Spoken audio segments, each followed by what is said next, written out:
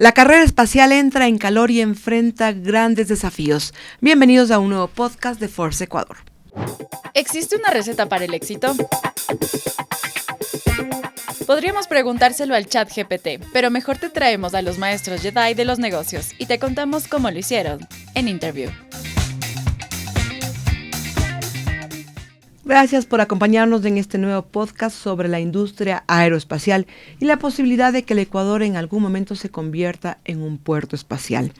Quiero dar la bienvenida en este capítulo a Franklin Velasco, director de la Oficina de Innovación y Relaciones con la Empresa de la Universidad San Francisco de Quito. Gracias por estar con nosotros.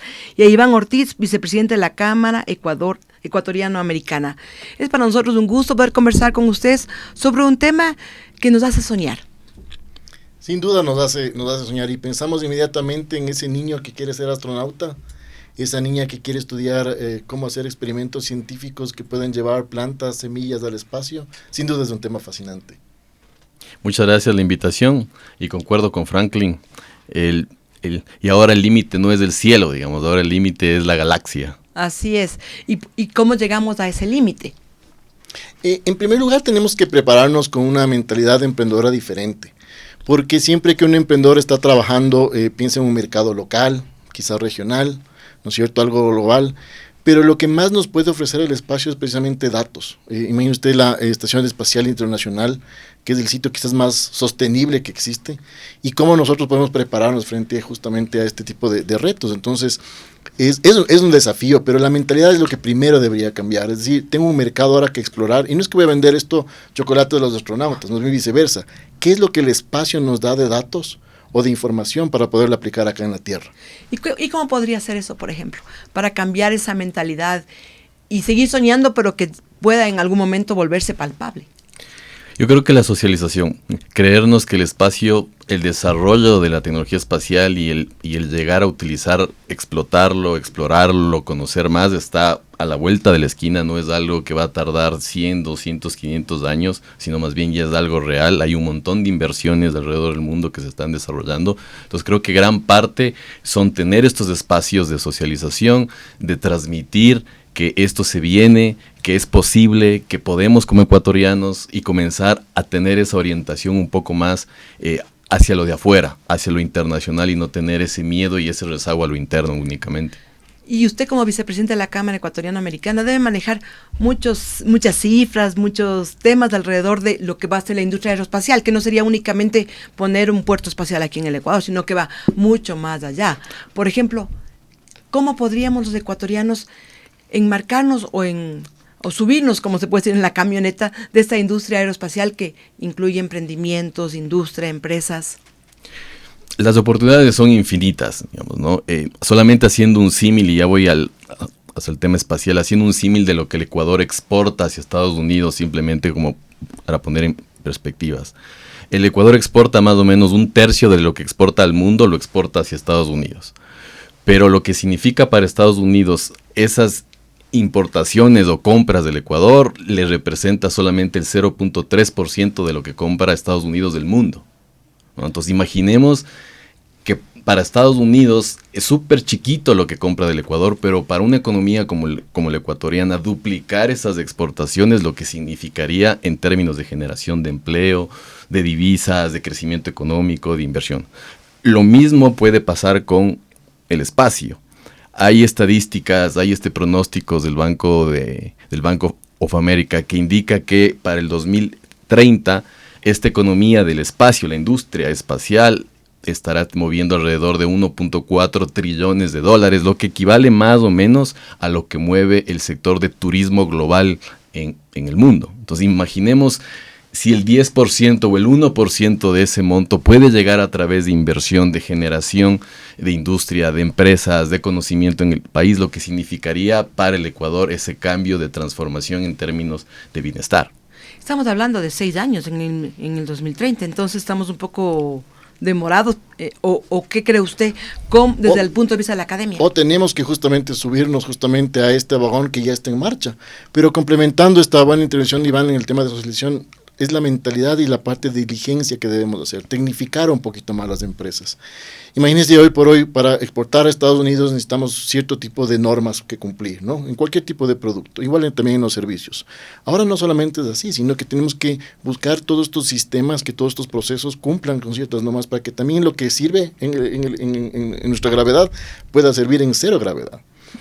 Eso nomás representa un reto para nosotros.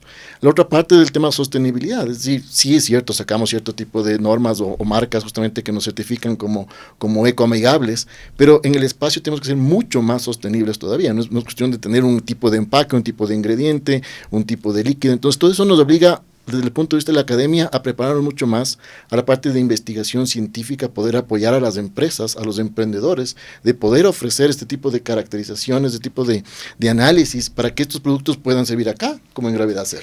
Lo que entiendo es que la industria y la empresa ecuatoriana debería como prepararse más en la elaboración de sus productos para que puedan ser utilizados en el espacio. Ese sería el primer paso que podríamos dar, entonces.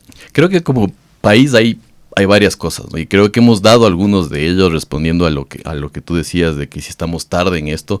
Creo que estamos haciendo la tarea. Como país creo que hay que primero ser abiertos a convenios internacionales que permitan darle a ese inversionista extranjero el framework suficiente para decir hay un país en el cual es amigable para recibir este tipo de inversiones, y creo que esa es una de las líneas de acción en las cuales se debe continuar con los esfuerzos. La otra es un poco definir como país igualmente cómo queremos insertarnos dentro de esta industria del espacio, ¿no es cierto? Hablábamos en su momento de que el espacio no es que en el Ecuador se van a construir naves espaciales y vamos a tener una escuela de astronautas y vamos a llegar a la Luna en el año 2030 o 40. No se trata de eso, sino se trata de cómo el Ecuador, desde su perspectiva, desde sus esfuerzos y de sus ventajas, cómo puede insertarse dentro de esta industria. Entonces creo que hay alternativas actualmente con toda la tecnología, lo que decía Franklin, la tecnología que ya está disponible satelital.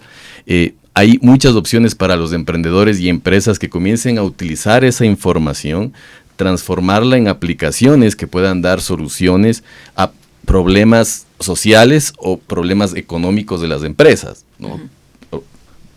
Simplemente por mencionar un ejemplo, la industria de flores tiene sus retos de verificar cuál es la temperatura ideal de los microclimas que están para la producción de flores, para el crecimiento de las rosas, ¿no? Entonces, con la tecnología espacial, a través de fotos, se puede tratar de monitorear esto, inclusive con una precisión de 50 centímetros, lo que dicen los expertos, de esta capacidad climática que hay para poder hacer este tipo de mediciones y que influyan en mejorar la productividad de esto. Entonces hay unas aplicaciones ya que se pueden desarrollar y creo que también esto pasa no solamente por lo tecnológico, también pasa por tener profesionales ampliamente versados en estos temas nuevos espaciales, expertos en relaciones internacionales que enfrenten una diplomacia internacional, porque a la final esto va a ser un encuentro entre una política nacional y una política internacional, pero ahora ya llevada al espacio. Entonces se van a requerir profesionales en esas materias, abogados, economistas que planteen un nuevo proceso de desarrollo, ingenieros industriales, tecnológicos. Entonces se abre una cantidad de oportunidades para diferentes profesionales y ramas, y creo que el rol de la academia es fundamental, porque lo primero es construir ese talento humano que pueda hacernos que aprovechemos más lo que está pasando ahora actualmente. Le pusiste mucho trabajo a Franklin, la verdad. Ahora sí, la malla curricular va a tener que cambiarse. Hay que cambiar, pero las buenas noticias es que tienes esta materia prima. Es decir, los ecuatorianos ya hemos cambiado mucho en el tema de tecnología. Solamente las generaciones jóvenes, por ejemplo, como en este fenómeno del gaming, han desarrollado ciertas habilidades que quizás otras generaciones como la mía no habíamos tenido antes. Y esa conexión con un mundo virtual, con la tecnología, con otras maneras de comunicación, de aculturalización inclusive en cada uno de estos aspectos, aspectos, hace que los chicos ya vean que no solamente necesitan un título universitario. Ellos mismos, por ejemplo, están ahora haciendo certificaciones en otro tipo de plataformas, ¿no? En donde, por ejemplo, algo como codificación, en algo, por ejemplo, cómo hacer algoritmos, la inteligencia artificial, se han ido tecnificando. Y ya tenemos 3 empresas ecuatorianas que están en ese vagón, donde están haciendo planificación de emisiones, donde están haciendo temas de logística. Es decir, ya creo yo que nos estamos preparando. No necesitamos hacer un cambio, sino, bueno, quizás radical en el sistema educativo, pero ya a nivel universitario estamos recibiendo chicos que realmente tienen estos intereses y estas aficiones. ¿Qué tan soñador puede ser querer llegar al espacio? Como empresa, primero planteemos de esa manera, es un desafío, como hemos conversado, porque primero necesitamos seguir cierto tipo de normas, por ejemplo, en alimentos, inocuidad. La otra parte es, el organismo nuestro es completamente diferente, actúa en gravedad cero. Entonces no es lo mismo alimentarse con una barra energética aquí, después de haber corrido una maratón, ¿no es cierto? O quizás, ¿no es cierto?, en el espacio donde no he tenido movimiento, no he tenido ejercicio, pero yo necesito justamente tener un tipo de alimento que yo lo pueda digerir. Entonces, a la final, representa realmente un desafío grande para la empresa. Para el humano no, porque hemos visto ya muchos ejemplos donde el turismo espacial está de moda. La caminata espacial que sucedió la semana pasada, anterior. Qué increíble. Fue sensacional, donde estas personas que tienen los recursos lo que están buscando es estos desafíos, estas aventuras y por qué no es cierto, financiar la industria espacial con el fin de tener estas oportunidades diferentes, ¿no?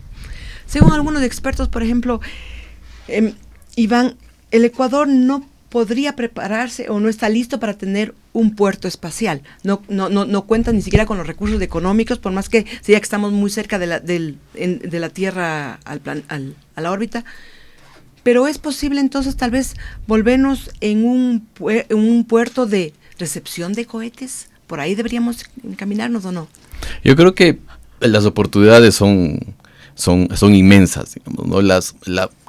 El puerto espacial es porque aquí hay la competitividad en términos por estar en la línea equinoccial, de términos de ahorro de combustible, de eficiencia para el lanzamiento de cohetes, pero ese es uno de los elementos en los cuales el Ecuador puede emprender, haciendo, como digo, la tarea de volverse mucho más atractivo a la inversión. Pero creo que en el corto plazo hay muchas más oportunidades aterrizadas que el sector privado y público pueden ya nutrirse de toda esta información y tecnología espacial, porque hay una cantidad de satélites alrededor del mundo que ya 900 satélites, según las Naciones Unidas, que están ya volando alrededor. ¿Y quién utiliza esas imágenes satelitales? ¿Qué instituto de geografía nos puede decir, mira, aquí puede predecir el siguiente deslave? O los rayos solares están produciendo este tipo de rayos gamma que puede afectar las heladas y las cosechas en la sierra. Esos fenómenos climáticos, geográficos, son muy importantes y la data está ahí. ¿Quién los está estudiando? ¿Quiénes son estos institutos que hacen que puedan generar estos modelos predictivos, nos pueden ayudar a hacer mucho mejor en Agrotech, en Climatech y en muchos otros elementos, como también la parte biológica que comentaba hace un ratito? Vamos a seguir con este tema tan interesante que es justamente la industria aeroespacial y las oportunidades para el Ecuador. Pero quiero recordarles que pueden inscribirse todos ustedes a nuestro canal de YouTube y también les invitamos a que sean parte de nuestras redes sociales de Forbes Ecuador. Ahora sí, la economía espacial. Iván, ¿por dónde vamos? A ver, como decía, creo que hay varias capas de todo esto. Uno son los emprendedores que tienen que utilizar ya la tecnología espacial para adaptarla a los problemas sociales o de empresa. Creo que es una de las formas. La segunda, paralelamente, creo que el Ecuador tiene que seguir avanzando en la suscripción de otro tipo de acuerdos para permitir nuevas formas de emprender, atraer inversiones, ¿cierto? Entonces, ¿cuáles serían esos acuerdos, por ejemplo? Por ejemplo, hay el de transporte, si es que se piensa en que el Ecuador puede ser un puerto, puede servir de ensayo para el lanzamiento, para la recepción, etcétera, etcétera. Hay planteamientos, hay un acuerdo de transporte que es necesario suscribirlo, ¿no? O sea, imaginemos lo que hubiera sido el mundo si es que no hubieran habido aviones en la época que se desarrollaron y se inventaron los aviones. Entonces ahora prácticamente estamos en una era en donde hay que adaptar todas las normas y la vivencia misma a adaptarse a esta nueva forma de transportación, incluso que va a ser la espacial, ¿no? Entonces, paralelamente con eso, creo que todavía hay un camino que el Ecuador tiene que avanzar para volverse más atractivo hacia las empresas y que pueda dar los marcos jurídicos adecuados, protección de propiedad intelectual, protección de inversiones, etcétera, que creo que es clave para atraer lo que habíamos hablado, una partecita de esos dólares que van a estar en la economía. Pero para eso, Franklin, es necesario un trabajo conjunto con el Estado. ¿Cómo puede impulsar la economía espacial en sus políticas públicas el gobierno ecuatoriano que esté tiene en este que momento? funcionar la Tiene que ser famosa... una política como que todos juntos, o sea, que se siga. No es que cambia de gobierno, cambia de política. Tiene que funcionar lo que siempre hemos hablado, que es la triple hélice, que a veces la empresa trabaja en un silo, el gobierno está hablando, ¿no es cierto?, de cierto tipo de políticas sin hablar, por ejemplo, con la academia. Entonces, academia, gobierno, empresa tienen que unirse. Hay tantos buenos ejemplos de clúster. Por ejemplo, Boeing, ¿a dónde fue? Cerca de una universidad. ¿Por qué? Porque buscaba justamente esta parte de tecnificación, y el estado de Washington, en Estados Unidos, fue el que realmente formó justamente a todos estos ingenieros en aeronáutica que hacían todas estas planificaciones astrofísicas para poder detectar la trayectoria de un cohete. Entonces, nosotros lo que tenemos que buscar es precisamente esto, es decir, estos espacios donde podamos nosotros conversar, donde podamos hablar de política pública, y es por eso justamente que la Universidad de San Francisco quiere ser esta pionera en hacer este tipo de conversaciones. Hacia dónde queremos ir, dónde podemos apoyar, y estos chicos que decía antes, ya con esta mente más científica y tecnológica, poderles apoyar, presentarles a las empresas, hacerles conexiones, hablar con el gobierno, buscar un fondo, por ejemplo, de inversión para esto. Esa es la parte donde tenemos que estar en la academia. Y la parte más difícil también, el poder ponerse de acuerdo empresa, academia y el Estado. Yo creo que este ha sido un buen ejemplo, complementando a lo que dice Franklin. En Houston, que es el aeropuerto de Houston, hay una base de la NASA y desde ahí no se lanzan los cohetes, se lanzan desde la Florida. Pero en Houston ha servido para atraer inversión y desarrollar la tecnología que sirve para otro tipo de industrias, para el lanzamiento, por ejemplo, para la preparación, laboratorios, etcétera. Entonces creo que hay un montón de oportunidades y allí es la importancia de sentarse, ¿no es cierto?, el gobierno, el sector privado y la academia, para poder sentar las bases de en qué parte el Ecuador quiere insertarse, ¿cierto?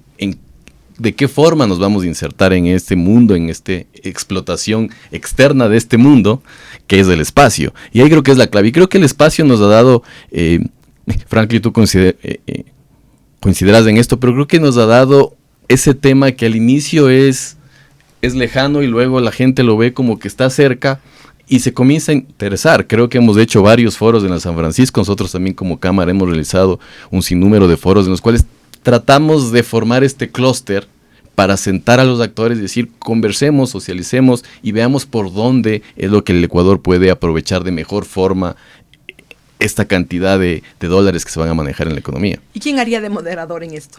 La academia. El gobierno y la empresa, porque no podemos ser los únicos. La visión académica es importante, puede ser científica, pero no puede ser quizás la parte aplicativa. Entonces siempre tiene que haber estos tres moderadores. Quizás ahí estamos rompiendo la regla de siempre tener un solo moderador. No, tienen que ser los tres. ¿Y por dónde empezar? O sea, ¿cuál sería el siguiente paso? Para no quedarnos únicamente en la posibilidad de soñar de tener una economía espacial aquí en el Ecuador, que venga la inversión extranjera, que ingresen recursos. ¿Cuál sería el siguiente paso para que eso se vuelva tangible? Algo mágico empezó a suceder este año, que fue justamente el acercarnos a la NASA, el calificarnos como ser estos hosts de la hackathon, en donde la hackathon inclusive tuvo una visión de llegar a los colegios de todo el Ecuador.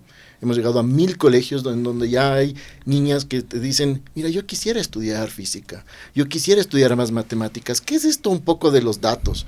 ¿Cómo funciona un satélite? Eso es lo que hemos logrado, esa curiosidad, el poder sembrar esta semilla en estos chicos, decir, hay estas otras carreras de STEM diferentes a las carreras tradicionales que pueden ir hacia allá. Lo otro mágico que está sucediendo es que nos hemos unido con la empresa para que ellos mismos coloquen retos, y retos nacionales, ¿sí? Por ejemplo, justamente cómo manejar con datos del sol, cómo predecir el tema de las heladas. Tenemos tanto agroindustria en costa, sierra y oriente, que qué mejor tener algún tipo de empresa que me provea información con el fin de yo como agricultor adelantarme justamente frente a eso. ¿Y quién desarrolla eso? Chicos universitarios. ¿Y los recursos? ¿De dónde los sacamos el financiamiento para todo esto? No, está sueño. Creo que está la cooperación internacional, creo que es fundamental.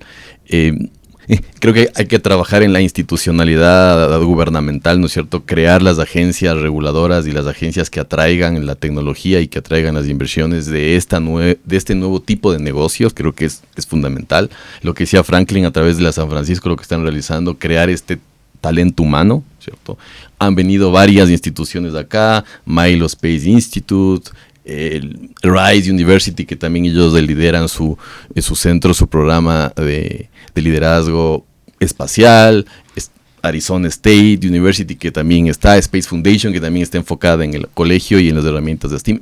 Entonces creo que está funcionando y está dando vuelta a la rueda para formar ese talento humano a través de las universidades, y la San Francisco ha dado el paso, digamos, de liderazgo y ha comenzado a ver esto desde una perspectiva mucho más holística, ¿no? Y creo que como sector privado lo que debemos hacer es seguir apoyando este tipo de procesos, porque al final del día el sector privado puede ser el usuario de todos estos desarrollos para mejorar sus procesos productivos, ser más competitivos y comenzar a pensar que si estoy comercializando o si estoy vendiendo mi producto o servicio en la tierra, en algún momento voy a poderlo vender en el espacio o comercializarlo en el espacio. Y creo que esa transición es la que ahora hay que comenzar a pensar como sector privado, como gobierno, como academia, en que ya vamos a tener que hablar fuera de este mundo. Y ese talento humano, sí, ya está generando ideas. De hecho, ya ha presentado a estas empresas de Venture Capital para colocar justamente sus ideas, sembrar justamente estos proyectos y por qué no recibir esta inversión también de capital de riesgo. Es decir, ya hemos empezado a mover, como bien dice Iván, estas ruedas, ¿no es cierto?, aceitar un poquito estos engranajes para que esto pueda caminar. ¿Y qué empresas, por ejemplo? Cuéntanos un poquito sobre esto de tocar las puertas de los Venture Capital. Tenemos algo, por ejemplo, donde un estudiante de biotecnología desarrolló en base a una esencia de eucalipto. Es muy interesante porque con una sola hoja de eucalipto tienes un montón de esta esencia en tema de volumen, y eso puede curar y proteger cierto tipo de hongos, por ejemplo, en la flor que va a Estados Unidos y que va al resto del mundo. Uh-huh. Es un gran problema para los agricultores de este tipo de hongo. Entonces, esa tecnología, ¿por qué no llevar, por ejemplo, a un mercado donde tú tienes que justamente tener esta protección, no puedes tener estos pesticidas, llámale tú, para un ingrediente, para un producto que tiene que llegar al espacio? Completamente es al revés. Entonces, cómo los datos de arriba o experimentos de la estación espacial puede ayudarte también a probar que estas esencias funcionan allá también en gravedad cero. Entonces, tienes todo este tema fascinante, llámale tú, que ya se está explorando.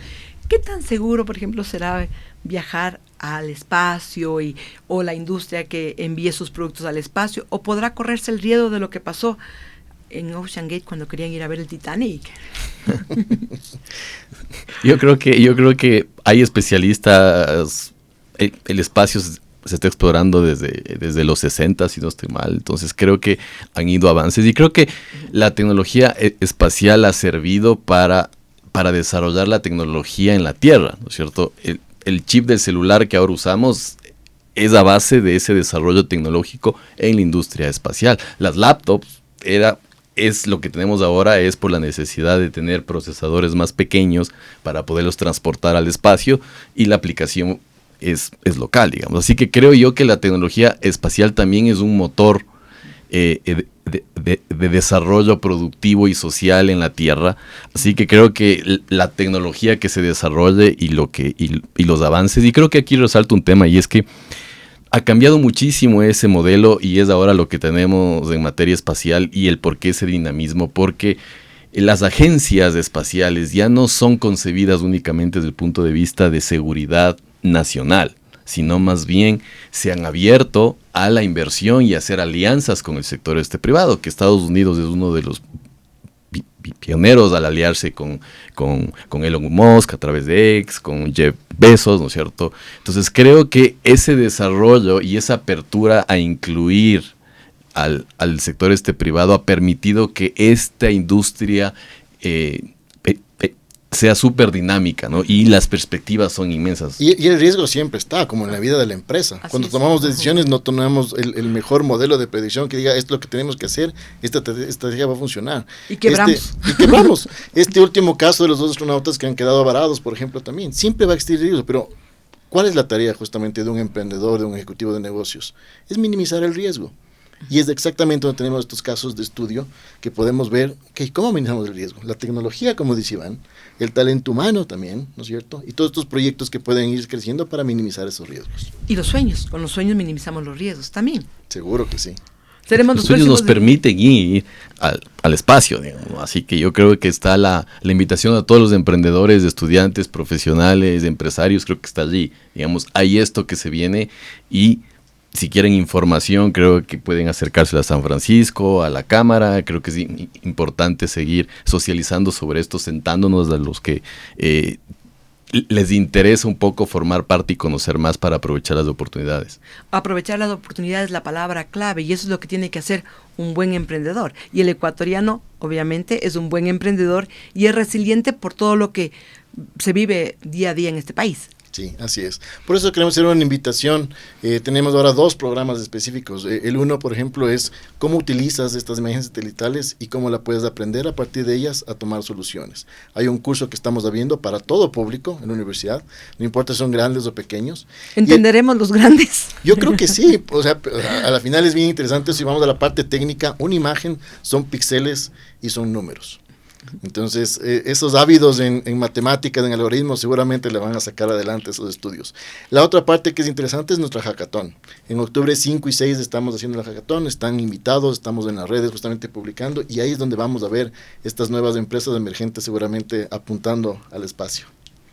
A ustedes muchísimas gracias por haber estado con nosotros, compartir sus conocimientos, su inspiración de que el Ecuador puede ir mucho más allá de lo que estamos ahora, involucrarse en esta industria aeroespacial que está creciendo a pasos agigantados en todo el mundo.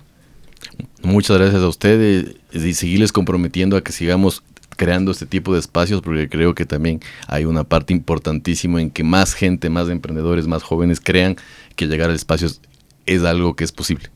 Forbes Ecuador tendrá siempre las puertas abiertas. Muchísimas gracias.